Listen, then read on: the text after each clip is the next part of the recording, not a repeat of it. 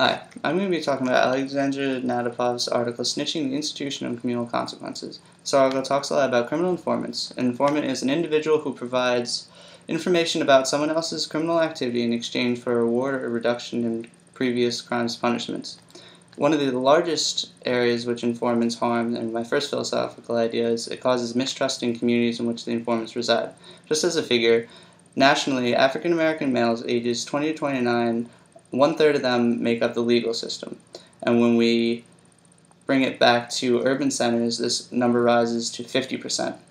And as according to the article, 30% of these people who are arrested end up becoming informants. This means that 10% of African American males ages 20 to 29 are suspected to be criminal informants. This raises to 15 in urban centers. As stated by James Conlon in his article, Philosophy and the City, cities are meant to preserve and transmit accumulated accomplishments of culture.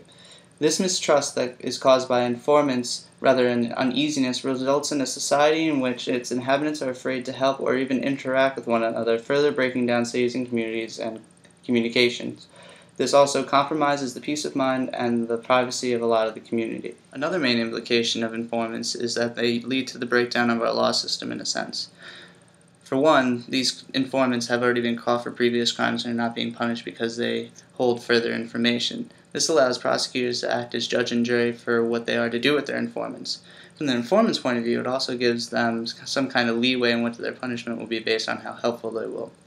Also, informants will be able to continue in criminal-related activities without any punishment. This, in my opinion, is unfair and unjust because they're still committing these crimes and not receiving any punishment for it. Lastly, informants restrict the transparency of the law. Because we never come in contact with these informants and we have no regulation in the means of examining the validity of their statements, we are forced to rely on only means of their word, who are most likely being paid for his or her information. All these closed doors lead to an uninformed public who now in turn are basing life-changing decisions on statements not known to be true. In order to improve the informant situation, we must get information out there, stir up debate, and further reform will be followed.